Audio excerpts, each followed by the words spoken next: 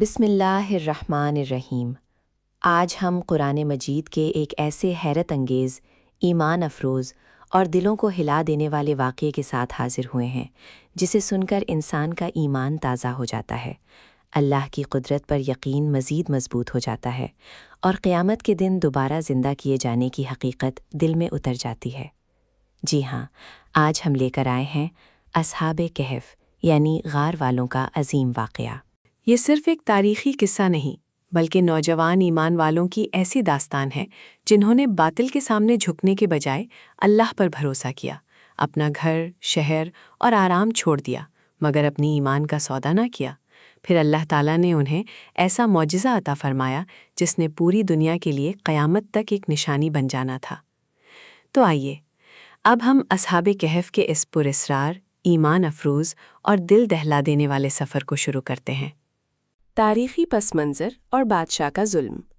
یہ واقعہ عیسیٰ علیہ السلام کے بعد اور نبی کریم صلی اللہ علیہ وسلم کی بعثت سے پہلے کا ہے۔ یہ شہر افسوس تھا جو آج کل ترکی میں واقع ہے۔ ظالم بادشاہ۔ اس وقت وہاں کا حکمران دقیانوس تھا جو ایک انتہائی ظالم، بت پرست اور جابر بادشاہ تھا۔ وہ نہ صرف خود بتوں کی پوجا کرتا تھا بلکہ اپنی پوری رعایا کو بھی بت پرستی پر مجبور کرتا تھا۔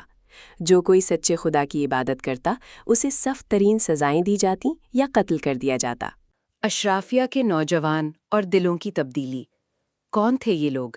یہ کوئی عام غریب لوگ نہیں تھے بلکہ شہر کے امیر ترین اور شاہی خاندانوں کے اعلیٰ عہدوں پر فائز نوجوان تھے۔ ایمان کا جاگنا۔ جب شہر میں بت پرستی کا ایک بڑا میلہ لگا تو ان نوجوانوں کے دلوں میں اللہ نے یہ بات ڈال دی کہ یہ لکڑی اور پتھر کے بت خدا کیسے ہو سکتے ہیں۔ یہ سب الگ الگ جگہوں سے نکل کر ایک درخت کے سائے تلے جمع ہو گئے۔ جب انہوں نے آپس میں گفتگو کی تو معلوم ہوا کہ سب کے دلوں میں ایک ہی سچے خدا کا ایمان جاگ چکا ہے۔ قرآن پاک کی گواہی۔ قرآن پاک کی سورہ الکہف میں اللہ تعالیٰ نے ان نوجوانوں کے ایمان لانے اور ان کے دلوں کو مضبوط کرنے کا ذکر ان الفاظ میں فرمایا ہے۔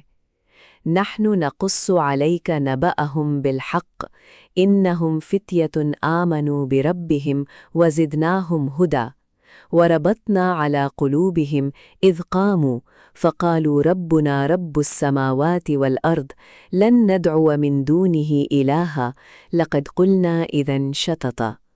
ترجمہ: ہم آپ کو ان کا سچا واقعہ سناتے ہیں۔ وہ چند نوجوان تھے جو اپنے رب پر ایمان لائے تھے اور ہم نے ان کو ہدایت میں ترقی دی تھی، اور ہم نے ان کے دلوں کو اس وقت مضبوط کر دیا جب وہ کھڑے ہوئے تو انہوں نے کہا، ہمارا رب تو وہی ہے جو آسمانوں اور زمین کا رب ہے، ہم اس کے سوا کسی معبود کو ہرگز نہ پکاریں گے۔ اگر ہم ایسا کریں تو ہم نے بالکل بیجا بات کہی۔ دقیانوس کے دربار میں پیشی۔ مخبری۔ جب بادشاہ کے جاسوسوں کو پتہ چلا کہ شاہی محل اور امیر گھرانوں کے یہ لڑکے بتوں کے میلے میں شریک نہیں ہوئے اور پوشیدہ طور پر کسی اور خدا کی عبادت کرتے ہیں تو انہیں گرفتار کر کے دقیانوس کے دربار میں پیش کیا گیا۔ بہادرانہ جواب۔ دقیانوس کا انہیں دھمکایا اور لالچ دیا کہ تم اپنے باپ دادا کا دین اختیار کر لو ورنہ تمہیں قتل کر دیا جائے گا، مگر ان نوجوانوں نے بغیر کسی خوف کے دربار شاہی میں کھڑے ہو کر وہی بات کہی جو اوپر قرآن کی آیت میں بیان ہوئی ہے کہ ہمارا رب صرف زمین و آسمان کا خالق ہے۔ مہلت۔ ان کی خاندانی عزت اور چھوٹی عمر کو دیکھ کر دقیانوس نے انہیں چند دن کی مہلت دی اور کہا، میں شہر سے باہر جا رہا ہوں، جب واپس آؤں گا تو تمہارا فیصلہ کروں گا، تب تک سوچ لو۔ ہجرت کا فیصلہ اور غار کی طرف روانگی۔ نوجوانوں نے جان لیا کہ جب بادشاہ واپس آئے گا تو وہ انہیں ایمان چھوڑنے پر مجبور کرے گا یا قتل کر دے گا۔ انہوں نے اپنے ایمان کی حفاظت کے لیے سب کچھ چھوڑ کر ہجرت کرنے کا فیصلہ کیا۔ وہ رات کے اندھیرے میں شہر سے نکل پڑے تاکہ پہاڑوں میں کسی جگہ پناہ لے سکیں۔ راستے میں ان کے ساتھ ایک کتا بھی شامل ہو گیا جس نے وفاداری کی ایک نئی تاریخ رقم کرنی تھی۔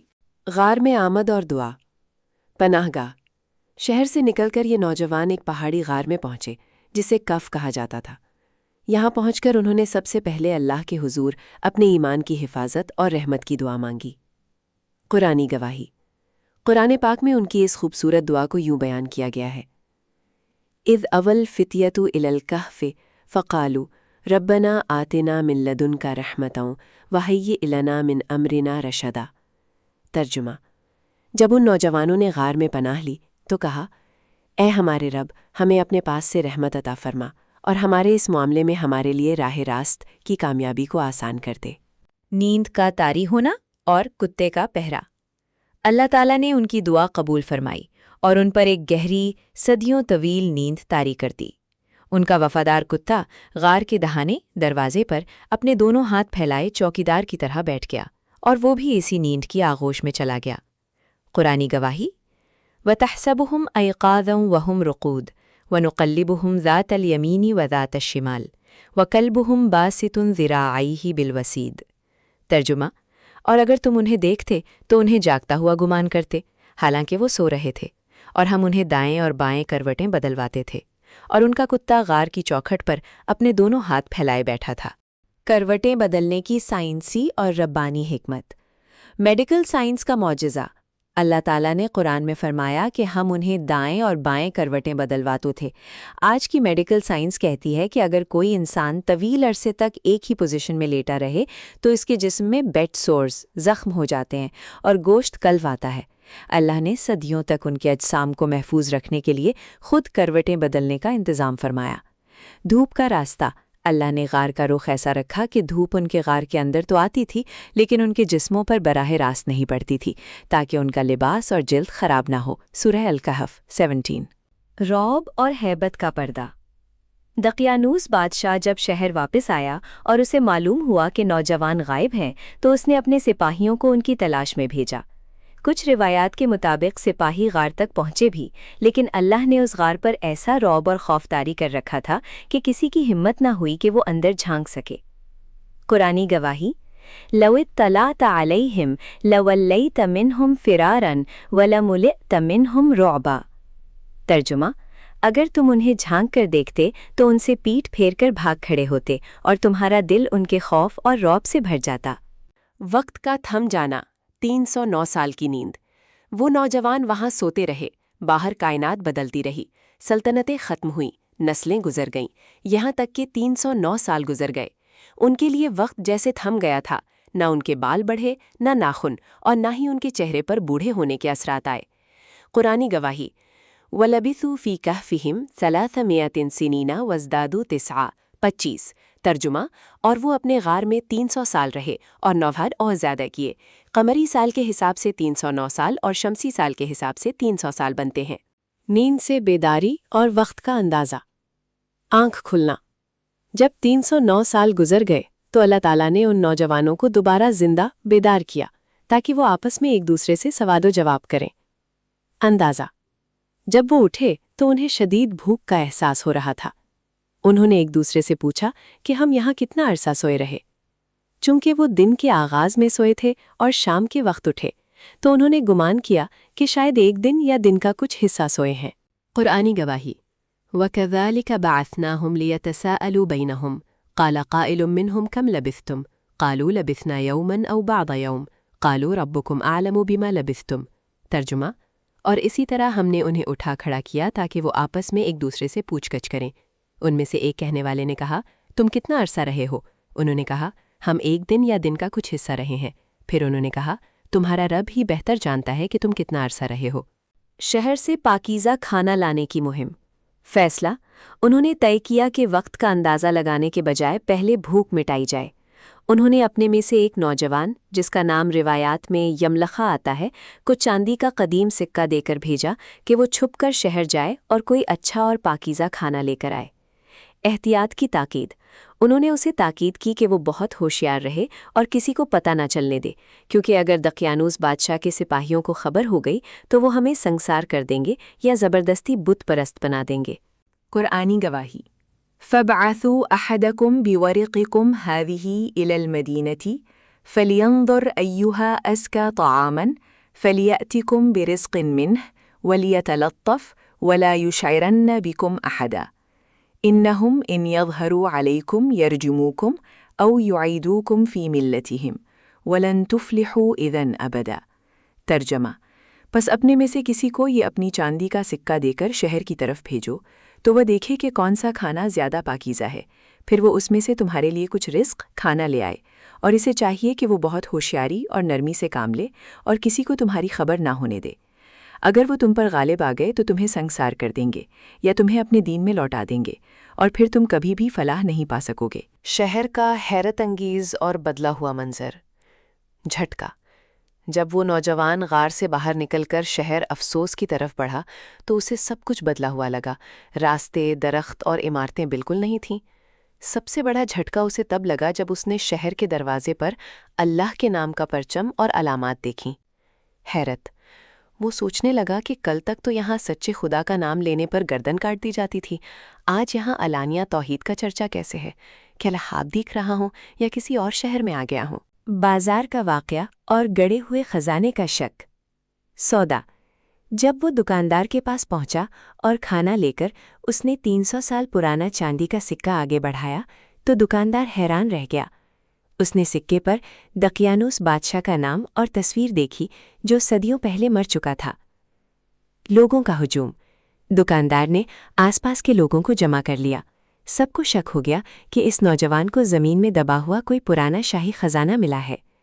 نوجوان نے روتے ہوئے کہا، خدا کی قسم کوئی خزانہ نہیں ملا، یہ میرا اپنا پیسہ ہے جو میں نے کل ہی اپنے گھر سے لیا تھا۔ لوگوں نے پوچھا، تمہارا گھر کہاں ہے اور تمہارا باپ کون ہے؟ جب اس نے نام بتائے تو وہاں موجود لوگوں میں سے کوئی بھی ان ناموں کو نہیں جانتا تھا۔ نیک بادشاہ کے دربار میں پیشی۔ سچی حکومت۔ 309 سالوں میں دنیا بدل چکی تھی۔ ظالم دقیانوس عبرتناک موت مر چکا تھا اور اب وہاں کا بادشاہ ایک سچا، عادل اور مومن مسلمان تھا جس کا نام تاریخ میں بیدروس یا تیندوسیس آتا ہے۔ اس دور میں لوگوں کے درمیان اس بات پر شدید بحث چل رہی تھی کہ کیا مرنے کے بعد انسانوں کو جسم کے ساتھ دوبارہ زندہ کیا جائے گا یا صرف روح اٹھے گی۔ بادشاہ اس بحث پر بہت پریشان تھا اور اللہ سے کوئی نشانی مانگ رہا تھا۔ ملاقات۔ جب اس نوجوان کو بادشاہ کے سامنے پیش کیا گیا تو اس نے اپنا پورا قصہ سنایا۔ بادشاہ اور شہر کے علماء فوراً سمجھ گئے کہ یہ اللہ کی طرف سے وہی نشانی ہے جس کا وہ انتظار کر رہے تھے کہ اللہ جسموں کو بھی دوبارہ زندہ کرنے پر قادر ہے۔ بادشاہ اور عوام کا غار کی طرف سفر۔ عظیم استقبال۔ جب سچے مومن بادشاہ اور شہر کے لوگوں کو معلوم ہوا کہ دقیانوس کے دور کے سچے مومن نوجوان غار میں موجود ہیں تو پورا شہر عقیدت اور حیرت کے ساتھ اس نوجوان کے پیچھے غار کی طرف چل پڑا۔ نوجوان کی فکر۔ جب یہ سب غار کے قریب پہنچے تو اس نوجوان نے بادشاہ سے کہا، آپ لوگ یہیں رک جائیں، میں پہلے اندر جا کر اپنے ساتھیوں کو بتا دوں، ورنہ وہ اتنے بڑے لشکر کو دیکھ کر یہ سمجھیں گے کہ دقیانوس کی فوج ان پر حملہ کرنے آئی ہے اور وہ خوف زدہ ہو جائیں گے۔ غار میں واپسی اور ابدی وصال۔ وہ نوجوان غار کے اندر گیا اور اپنے ساتھیوں کو پورا ماجرا سنایا کہ دقیانوس مر چکا ہے، صدیوں کا وقت گزر گیا ہے اور اب باہر سچے مسلمانوں کی حکومت ہے۔ ساتھی یہ سن کر حیران بھی ہوئے اور خوش بھی کہ اللہ نے ان کے ایمان کا بھروسہ رکھا۔ آخری نیند۔ ان نوجوانوں نے اللہ کا شکر ادا کیا۔ اس کے بعد اللہ تعالیٰ نے ان پر دوبارہ موت یا ابدی گہری نیند طاری کر دی اور ان کی روحیں قبض کر لیں۔ جب باہر کھڑے بادشاہ اور لوگوں نے کافی دیر انتظار کے بعد اندر جھانکا تو وہ سب وفات پا چکے تھے۔ ان کا وفادار کتا بھی وہیں ابدی نیند سو چکا تھا۔ غار پر مسجد کی تعمیر کا قرآنی فیصلہ۔ ان نوجوانوں کی وفات کے بعد باہر کھڑے لوگوں کے درمیان بحث شروع ہو گئی کہ ان کی یادگار کیسے بنائی جائے۔ جو لوگ اللہ کی قدرت کے منکر تھے انہوں نے کہا کہ غار کا دروازہ بند کر کے ایک دیوار بنا دو، لیکن جو سچے اہل ایمان اور مقتدر لوگ تھے انہوں نے فیصلہ کیا کہ ہم یہاں ایک مسجد بنائیں گے تاکہ یہ جگہ ہمیشہ اللہ کی عبادت کے لیے یادگار رہے۔ قرآنی گواہی۔ وَكَذَلِكَ أَعْثَرْنَا عَلَيْهِمْ لِيَعْلَمُوا أَنَّ وَعْدَ اللَّهِ حَقٌّ وَأَنَّ السَّاعَةَ لَا رَيْبَ فِيهَا إِذْ يَتَمَازَعُونَ بَيْنَهُمْ أَمْرَهُمْ فَقَالُوا ابْنُوا عَلَيْهِمْ بُنْيَانًا رَبُّهُمْ أَعْلَمُ بِهِمْ قَالَ الَّذِينَ غَلَبُوا عَلَى أَمْرِهِمْ لَنَتَّخِذَنَّ عَلَيْهِمْ مَسْجِدًا۔ ترجمہ۔ اور اسی طرح ہم نے لوگوں کو ان کی اطلاع دے دی تاکہ وہ جان لیں کہ اللہ کا وعدہ سچا ہے اور قیامت کے آنے میں کوئی شک نہیں۔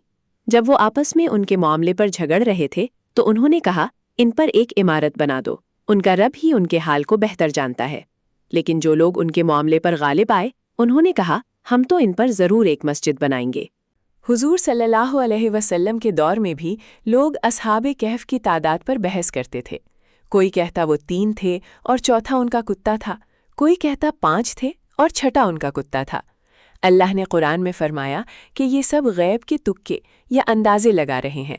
اصل تعداد اللہ ہی بہتر جانتا ہے اور ہمیں اس بحث میں نہیں پڑنا چاہیے۔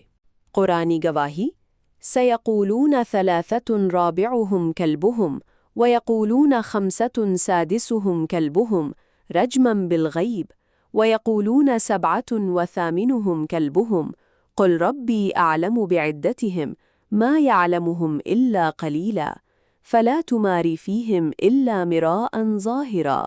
ترجمہ: اب وہ کہیں گے کہ وہ 3 تھے اور چوتھا ان کا کتا تھا، اور کچھ کہیں گے کہ وہ 5 تھے اور چھٹا ان کا کتا تھا۔ یہ غیب کے تکے ہیں۔ اور کچھ کہیں گے کہ وہ 7 تھے اور 8واں ان کا کتا تھا۔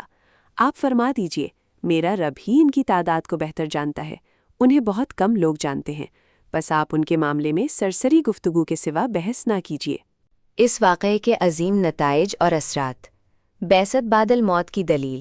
اس واقعے کا سب سے بڑا مقصد اس دور کے انسانوں اور قیامت تک آنے والے لوگوں کو یہ دکھانا تھا کہ جو خدا انسانوں کو 309 سال تک بغیر کھانے پینے کے سلا کر دوبارہ صحیح سلامت اٹھا سکتا ہے، وہ موت کے بعد ہڈیوں کو دوبارہ زندہ کرنے پر بھی قادر ہے۔ ایمان کی حفاظت سب سے مقدم۔ ان نوجوانوں نے محلوں کی عیاشی، عہدے اور دولت کو ٹھکرا دیا، مگر اپنے ایمان پر سمجھوتا نہیں کیا۔ یہ سبق ملتا ہے کہ حالات کتنے ہی برے ہوں، ایمان کی حفاظت کے لیے مادی اسباب کو چھوڑنا پڑے تو چھوڑ دینا چاہیے۔ وفاداری کا صلہ۔ ایک کتا جو صرف سچے مومنوں کے پیچھے چل پڑا تھا، اللہ نے قرآن پاک میں قیامت تک کے لیے اس کا ذکر محفوظ فرما دیا۔ اچھے لوگوں کی صحبت کا یہ سب سے بڑا اثر ہے۔ ویڈیو دیکھنے کا شکریہ۔ اگر آپ کو یہ ویڈیو پسند آئی ہو تو برائے مہربانی ویڈیو کو لائک، شیئر اور چینل کو سبسکرائب کریں۔ آپ کا بہت بہت شکریہ۔